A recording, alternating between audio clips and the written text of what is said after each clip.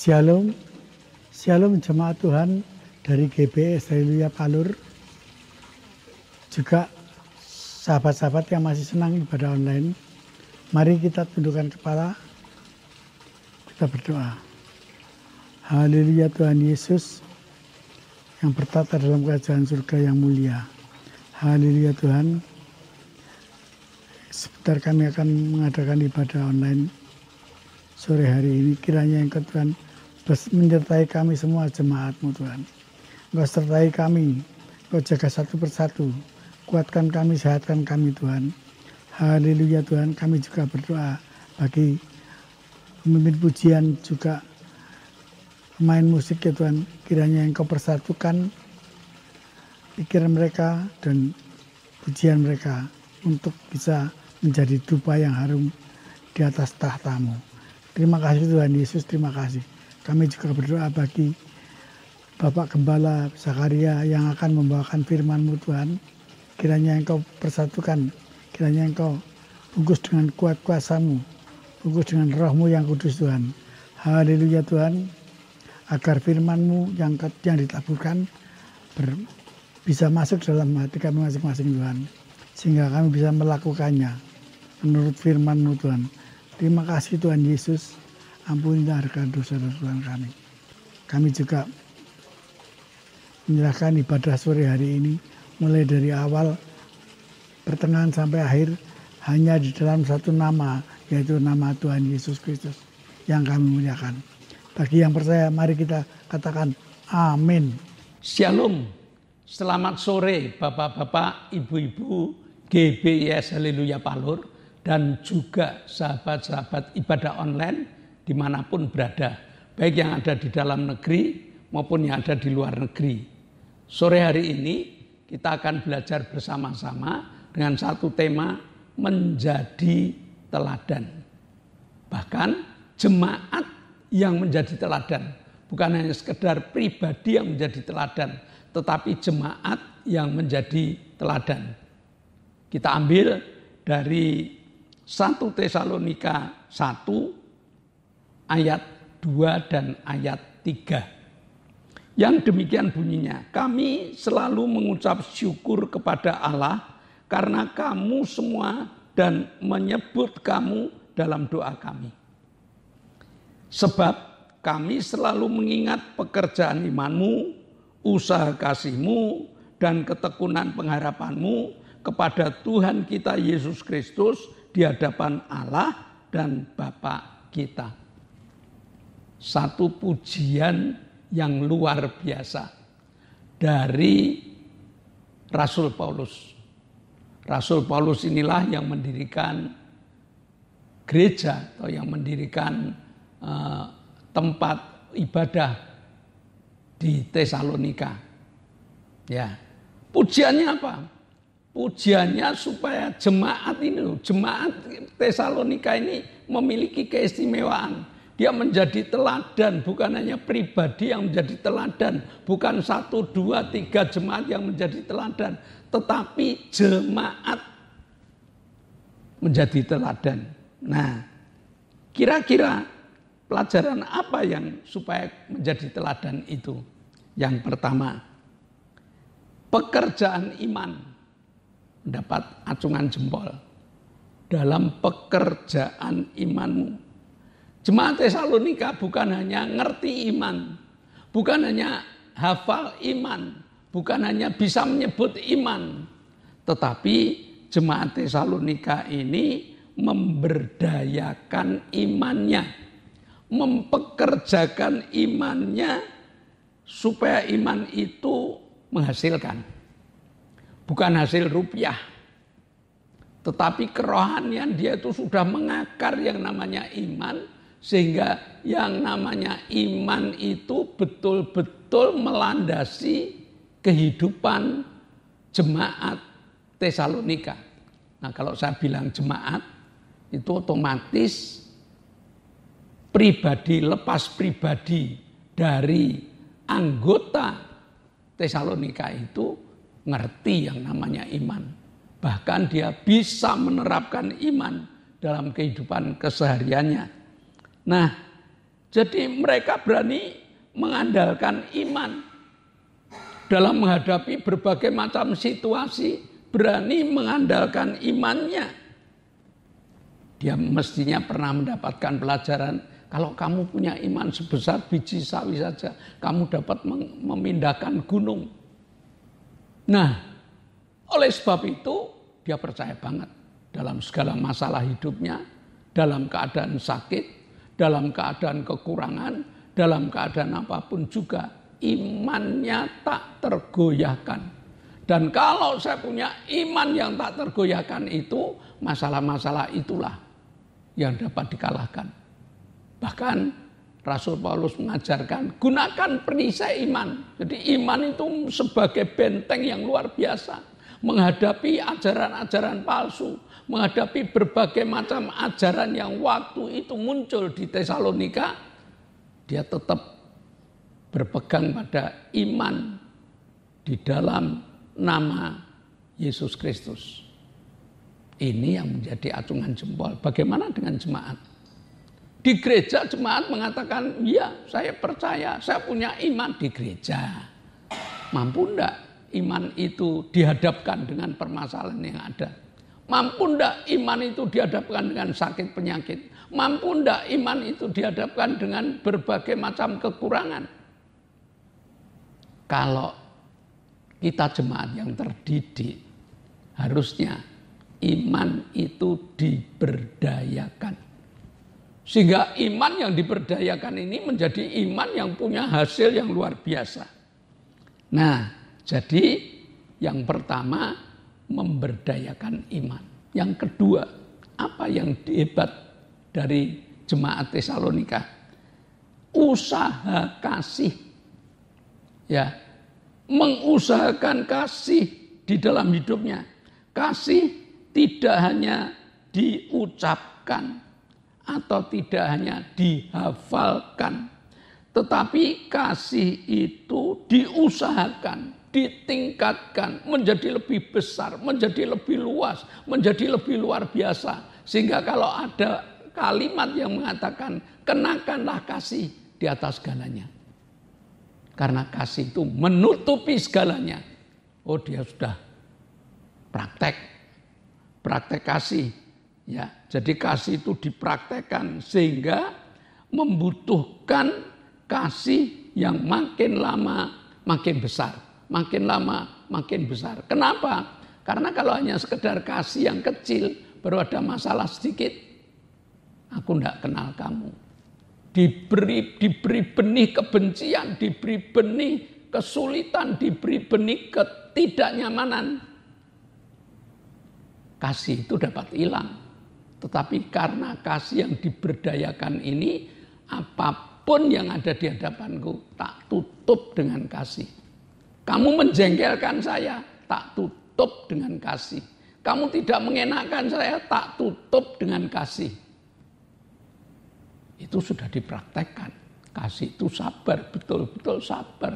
Menghadapi dengan kesabaran. Masalah itu tidak bisa dihadapi dengan serampangan. Masalah itu harus dihadapi dengan kesabaran hidup.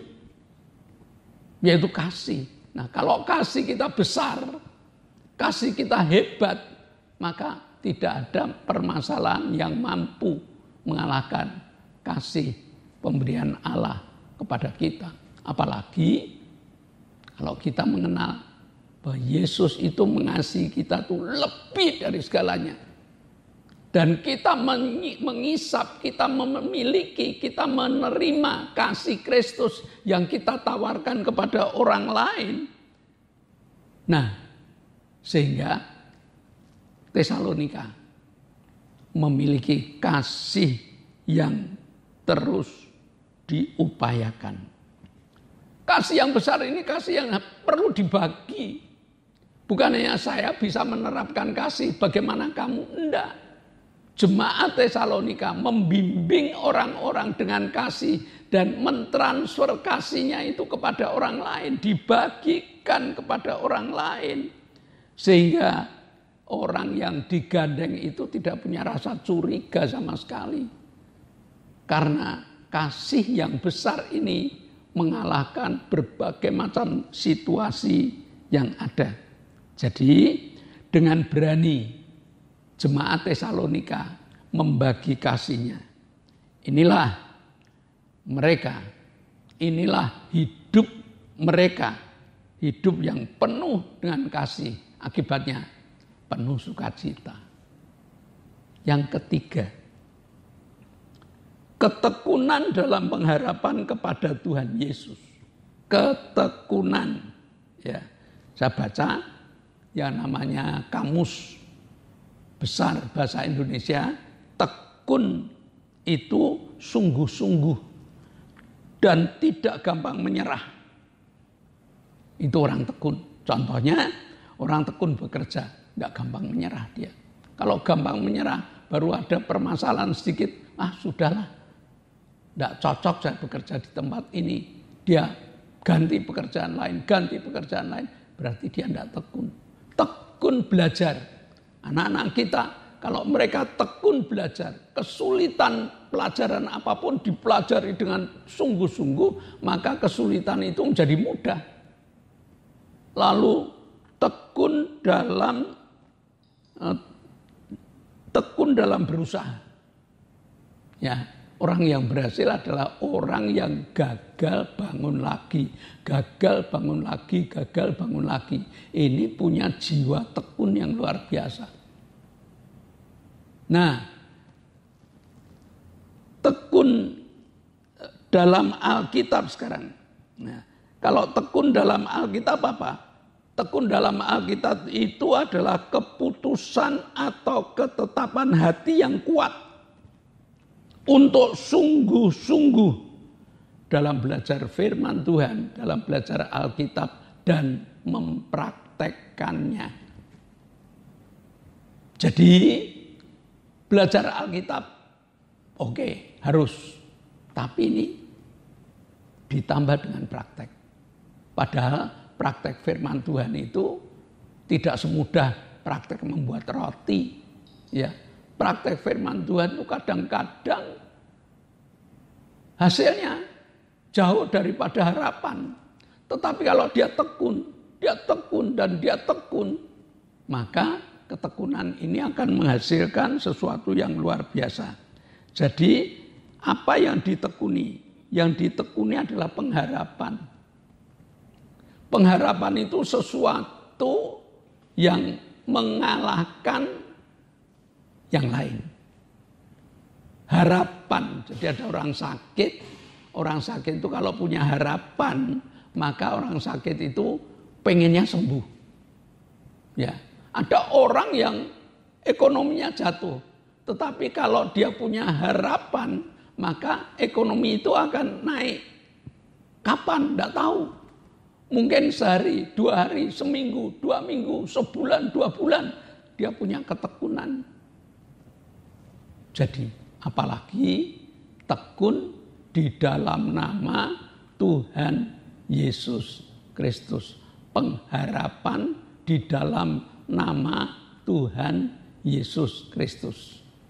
Nah, orang yang punya harapan di dalam nama Yesus Kristus bukan harapan kosong. Sebab Tuhan kita, Yesus kita adalah Yesus yang segalanya. Ya, Yesus yang segalanya. Di tengah ombak menderu, muridnya sudah kebingungan, mati dia. Apalagi di malam hari. Mau minta tolong siapa?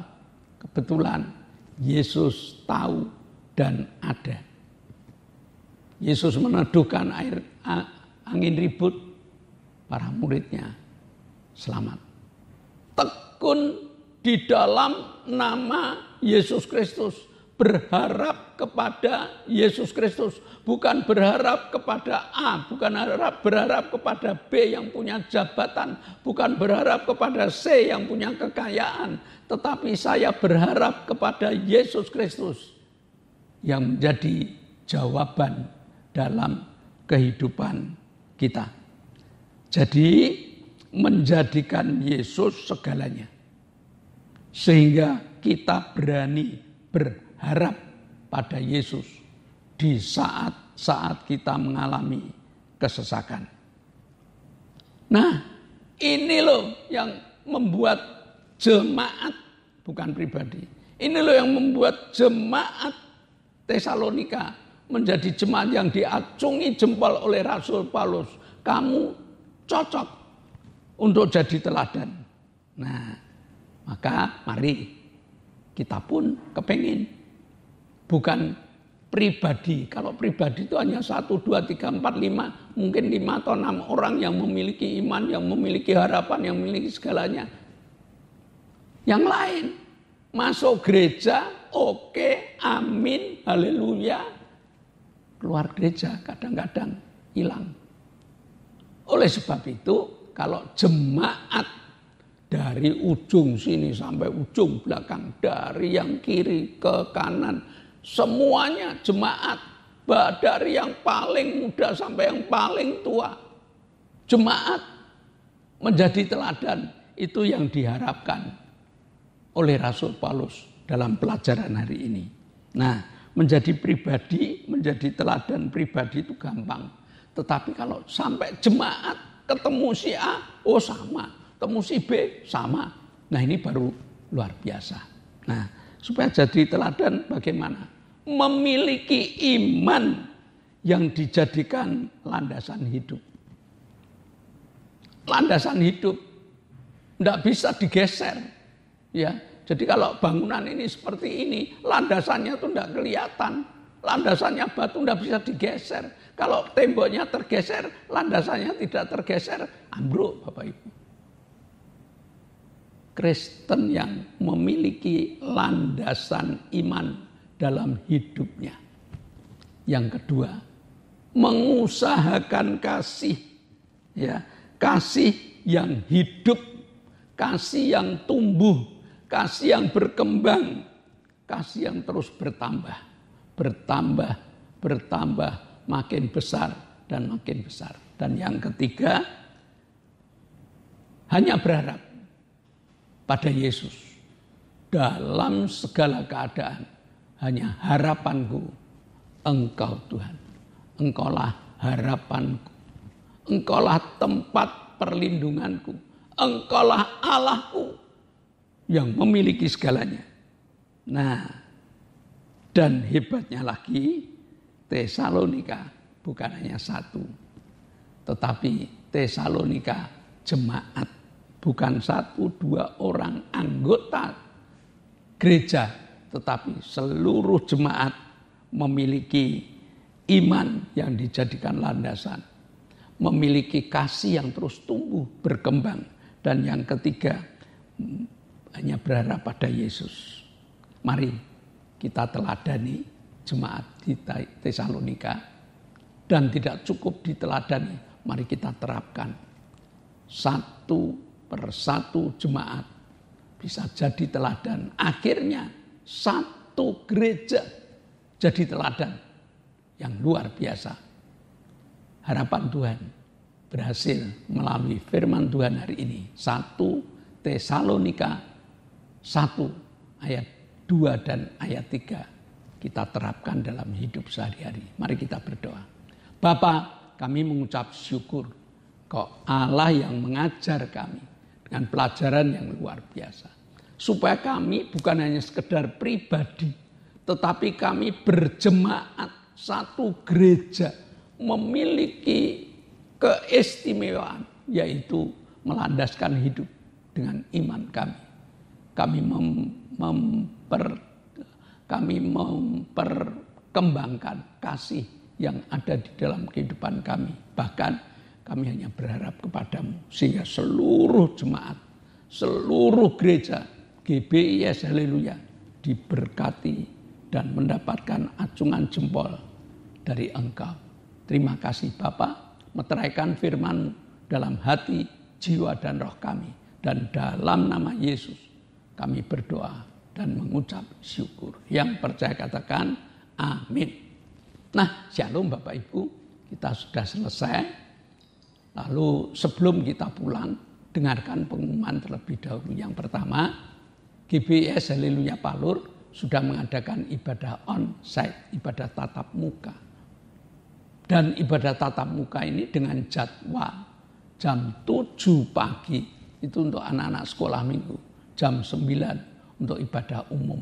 Maka kami mengundang Bapak Ibu yang dekat dengan Palur, silakan bergereja bersama dengan kami, tumbuh bersama kami.